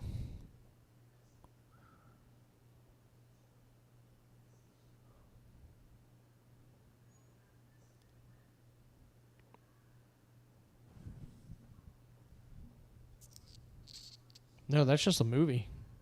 Oh, Renfield's a movie? Yep. Oh. I thought it was a streaming show. Nope. That is a full-blown Universal. I mean, so if it was going to be on anything, it would be Peacock. Okay. But it is, yeah, it's a movie. So the second floor. Stupid day job. I could have been Nicolas Cage's stand-in for the whole thing. So whatever they're filming or they're using as the Sydney's building. I mean, that's just the office. So that I had to go. Sydney's on the 3rd floor, so I was going up. I was in the elevator going up to his office, and somebody stopped at the 2nd floor. And when the doors open, just racks and racks of fucking wardrobe. I mean, it's either Renfield or it was Interview with a Vampire over there. I think it's Interview because of the signs. It's like the way the signs. Mm-hmm. I want to say it's Interview, but I think they were both shooting at some point in Chalmette. it's got to be the lot, like that town they built. Yeah, like it was. So yeah, like I know I could have been in the running to play Nicolas Cage's stand-in for the whole run of the movie. Because Nicolas Cage is playing Dracula. No, he's playing Renfield, No, isn't he's he? not. He is Dracula. Oh, I thought he was Renfield. No, he is Dracula. I think Aquafina is Renfield. Who? Aquafina is Renfield. The fucking chick comedian is Renfield? Yes. Oh, God. All right, I'm done. Like, this isn't it's not a serious movie. It's a comedy. Oh, Jesus Christ. Oh, no, my bad. No, she is Rebecca Quincy. Nicholas Hoult is Renfield.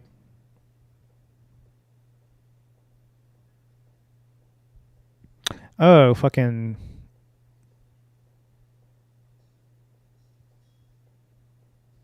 Oh, that guy is playing Renfield. The Beast from the, X-Men movies. He was Mad Max. Or he was in the Mad Max. No, he was one of the War Boys. Yeah, the Wall Boys from Mad Max.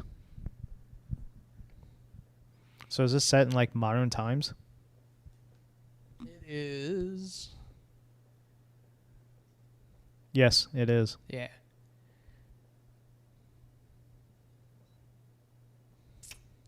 Man, I could have been rocking. Look at. Have you see the pictures of what Nicolas Cage looked like as Dracula? Yeah, that velvet suit. That could have been me, bro. That could have been me. Oh, Chris McKay's directing this. It's a comedy. I thought this was like a serious fucking show. No, it's a comedy.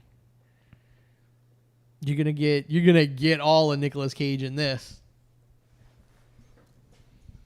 All of Nicolas Cage. Oh, this ain't until fucking next year. Jesus Christ. Yeah, because I'm pretty sure it's still filming. No, it says post-production on IMDb. Yeah, well, I mean, I'm pretty sure I still get some notifications, so they might be doing pickups and shit. Yeah. Quickly news. We'll talk a little bit more about the merger. Is supposedly with the merger coming, there's going to be a whole fucking overhaul on the DC universe. Dude, there's been rumors that they may just sell off DC Comics. Really? Yeah. Because the only rumor I heard is they want to get a Kevin Feige type person, not Zack Snyder, and basically they want to no matter what, redo something's getting everything. Because I think the whoever's in charge now is like, why like Superman shouldn't be relegated to TV shows. I said it. Well, no, I mean, because if you watch that show and then compare it to like, I love Henry Cavill. He played a great Superman. It was just written horribly. But the CW Superman is Superman. Yeah. Like, the Snyderverse Superman is not Superman. Oh, no. Henry Cavill is the perfect casting of Superman. Yes. It's just it was shitty fucking writing. Yeah, it was written horribly. But Tyler Hoechlin plays an absolutely amazing Superman. Like, like the episode a couple episodes ago.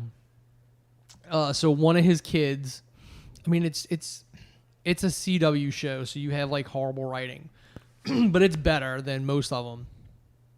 And like, there's not. Again, people don't really know what to do with Superman and how to write anything for him because they think he's so boring.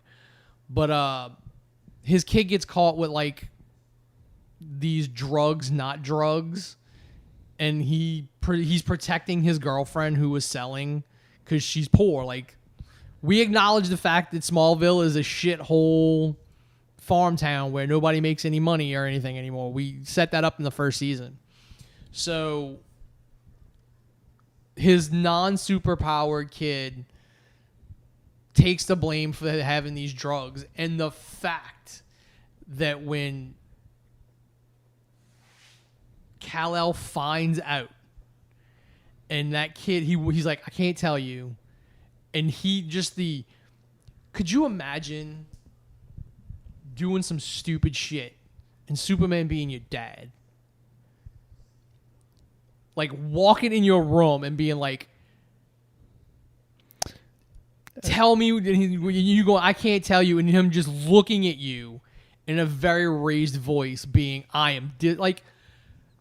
felt something when he sat there, like, because I'm like, he plays, like, it is believable that disappointing this man is, like, hurts your soul. Because, like, he's clearly what Superman should be. He plays the character as like this aspirational figure, especially since with his own family, he's like, I'm a normal ass person and I do all of this stuff for everyone. And you're going to sit here and you're going to like not tell me where the drugs came from. You're going to protect somebody when you're throwing your entire life away. You're damn right. I'm disappointed in you. And he walks out and he slams the door and the kid just fucking loses it. Cause he's like, holy shit, the most powerful fucking person on the planet. Oh, so he knows his dad's Superman. Yes. Like, okay. Yeah. Like, so, you know, but again, it's part of the whole, like, but it also plays into the fact that, you know, like both of his kids now have to deal with, we have to live up to this. Yeah. And one of them doesn't have powers. So, also DC news, don't expect Miller. Dude, I don't know what the hell's going on with the Flash and Ezra Miller. Like, he is just imploding. So, about a month ago, he got arrested for assault and drunkenly conduct in Hawaii. And supposedly, the higher-ups of DC, Warner Brothers, was going to have a meeting about him, what to do with him. And then he got arrested again. And then he gets arrested again for assault, drunkenly assault in Hawaii again. So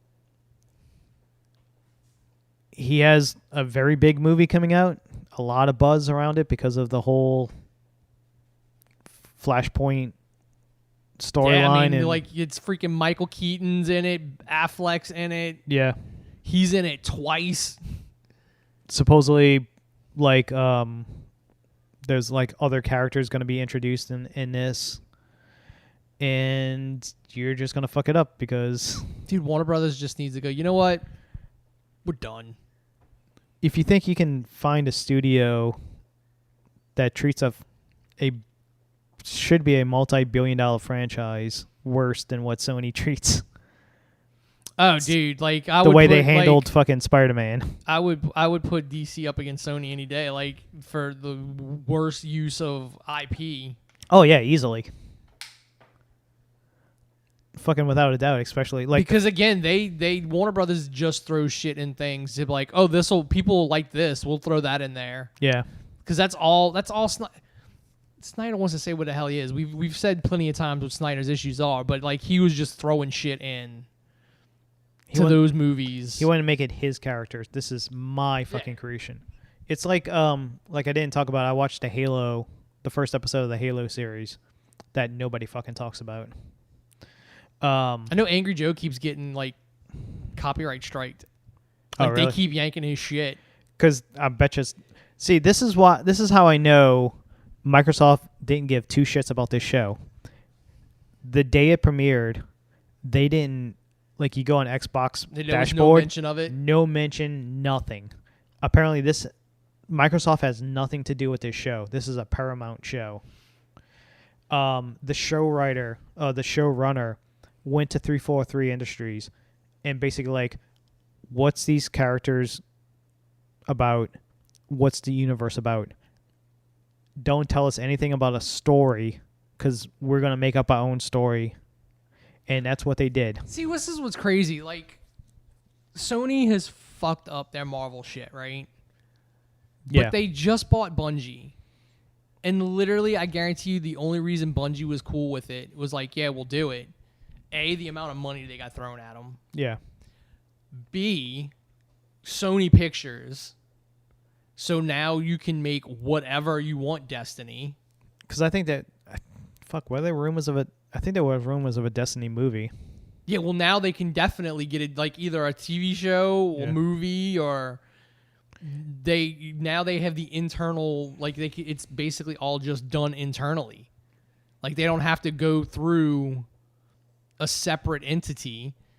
You know, I could give two shits about Uncharted, but from what I hear, it's an okay movie. They I think what killed it for me is like one with Halo is they started combining characters, so there's like multiple characters in one. Like Commander Keyes is. Well, yeah, I mean that's what it's like because they don't characters. they don't care. They wanted to tell a story and they just added this IP on top of it. Yeah, they're adding characters that's not in the games. And then fucking within the first half an hour, 40 minutes into the show, fucking Master Chief takes his helmet off. And you see his face. I mean, that comes down to all the the early, superhero. Like the MCU did the exact same thing. It's the same. It's the reason why Peter Jackson never made a Halo movie back like 15 years ago, is because the studio wanted Will Smith or Denzel or somebody. Yeah, so, and you had to show him. Yeah, you had to show his face. We're paying all that money. We're not just going to get his voice. But fucking Mandalorian shows you can keep a helmet on most of the fucking series. Judge Dredd showed it. Judge Dredd too. Yeah, Kyle Urban. So, from what I've seen in like later episodes, there's one scene you get to see Master Chief's butt. He's like completely naked, standing in front of a mirror, like in a Master ass. Yeah. And then there's another scene that everybody joked about is he takes his helmet off, and he's talking to the group of people, and they're about to jump in the Warthog and go to some location. So he puts the helmet on. It's like, all right, the fucking helmet's on. Shit's about to happen. Cut to him driving, stops, takes the fucking helmet off. I mean, it's... He literally had it on for like less than 30 seconds. And again, that's literally like we're writing a story and then we're just going to stick Halo on top of it. Yeah. Like, even the fucking special effects look horrible with the Covenant. I can only imagine when they introduce the Flood, how awful the Flood's going to look. I mean, it's... When an actual owner of the IP doesn't give a shit, then... I can see this not getting a season 2. Oh, it's not gonna. And then, which is why I find it hilarious. I guarantee you the first Destiny thing is gonna look amazing. The Destiny live action commercials for the games looked amazing. Dude, the live action commercials for fucking Halo. For Halo 3 and I think Halo... Oh, yeah, Reach those and are all usually... that. But those are usually... those would have been made by... Those would have been directly commissioned by 343. Yeah, Microsoft. Yeah, that's why those would... And they would have... You would have found someone who probably knew about the IP to make those. You wouldn't have just gone to some random person to make that. Like that's a bid kind of pitch thing. Like pitch me a Halo commercial. And it's the worst fucking trope you can do. They stuck Master Chief with a fucking bratty fucking teenage kid. Of course, because Hollywood writers all write the same shit. It's like he gets stuck with this fucking kid that he goes against the fucking the government to protect this kid because he touches one of the... Don't you know it worked for the Mandalorian? I guarantee you that was at some point in that writer's room or the pitch for this show when that came up. It works for the Mandalorian. He's got his little kid sidekick. I mean, I do say the guy without the helmet, he looks like he can be a Spartan. Like what they would look like. Because he's the last of... Master Chief is the last of that type of Spartans. Like, all the other Spartans are like, they have the armor and stuff like that, but they're not like fucking John. Yeah, he was like genetically modified, wasn't he? Yeah. But like, he's genetically modified to like... Yeah, he's like... 100%. Like, he's fucking fully... While these other Spartans are not. Like, they're normal. Yeah, they're normal. It's been a while since I played the fucking Halo games. And yeah, from what I understand, then you get into the books and then you get into fucking... Master Chief is like the last of the genetically like... The big ones. Yeah. Yeah. Because he's supposed to be like 7 foot something. He's supposed to be massive. I think it was like 6 something or 7 something. Yeah, basically. And because I think the Fall of Reach, if I remember correctly, is where a lot of Spartans died. Yeah. Like he's supposed to be the last genetically modified Spartan. Yeah, once you get to Halo 2, Halo 3, he's the last. Yeah. But when Reach is the prequel and I can't remember the fucking other game. Yeah, the show the fall of Reach. You had the other Spartans and how they all slowly died or got killed off throughout the game. And also Halo Wars. I think they talk about that too. Mm-hmm. That was also prequels. Yeah, because isn't that why he's able to, like, he survives in Infinite?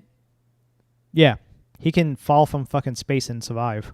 Like, yeah, he's like, yeah, because the armor lock protects him, and they actually show fucking like 20 minutes, I want to say, into the first episode is when the Covenant shows up, and then the Spartans, like the fucking the workers are getting annihilated, are just getting decimated by the fucking Covenant. Nobody trusts the fucking the government people because of the government.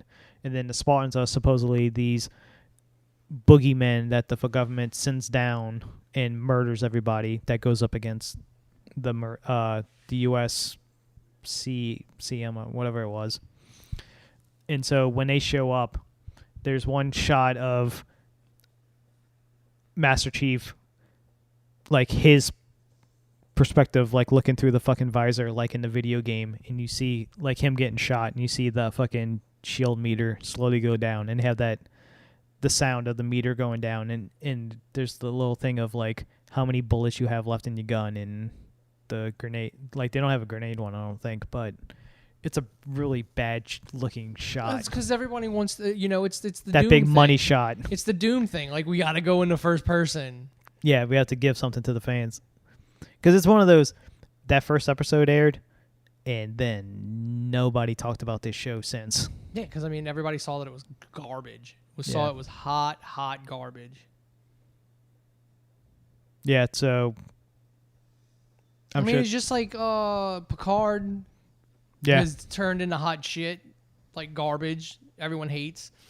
And like, oh, the third season's the last season. Yeah, because nobody's watching and everybody hates this season.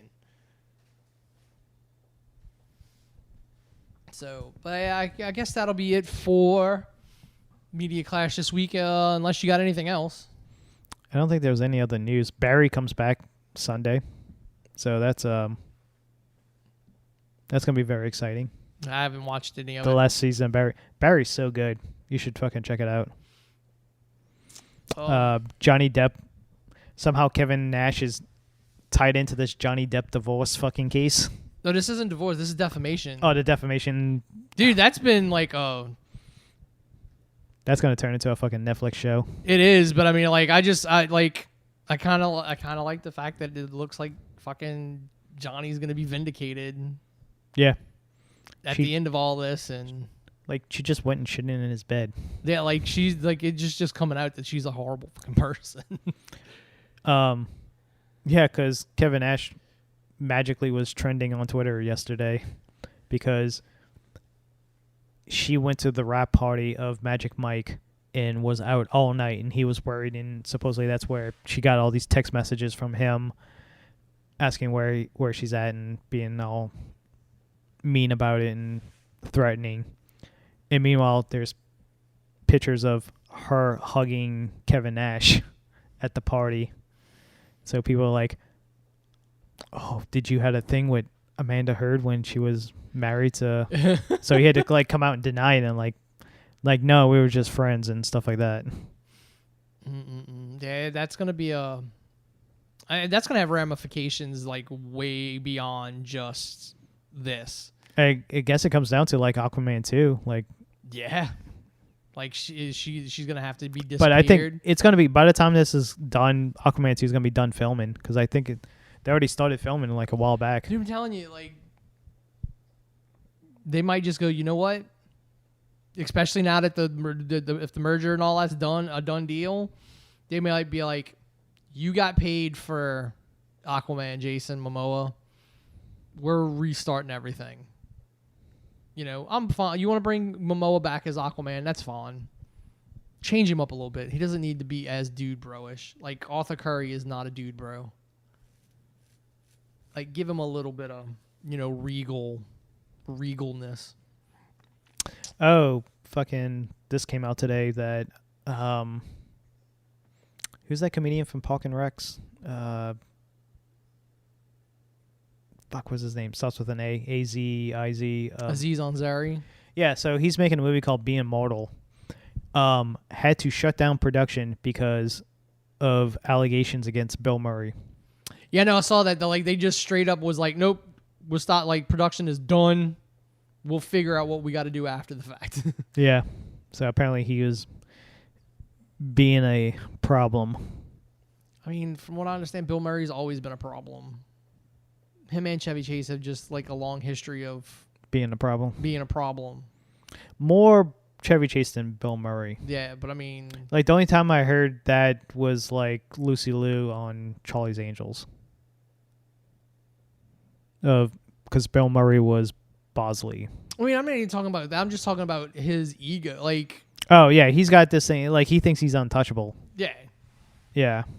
So it doesn't even have to be like some weird, I'm just Bill Murray being a fucking prima donna, fucking, because it might not be like some something like horrible like people are thinking. It could just be like him being a dick around set, Yeah. you know. And again, now you literally you can't be a dick on set either, because then they're gonna call you out for whatever. Oh, and one other news. Netflix has bought the rights to Jackass 4.5 because every Jackass movie will get an extended cut. So Netflix is going to get it. And I think it starts in May. So I'm just going to wait until that comes out. I know they paid off BAM. Yeah, I seen that.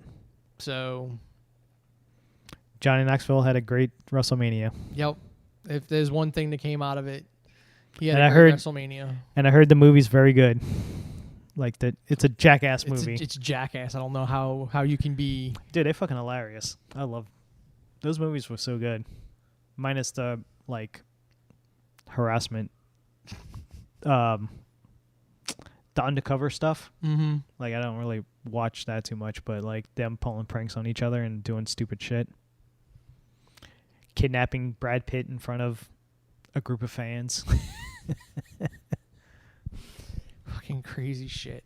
All right, so yeah, that's it for this week. I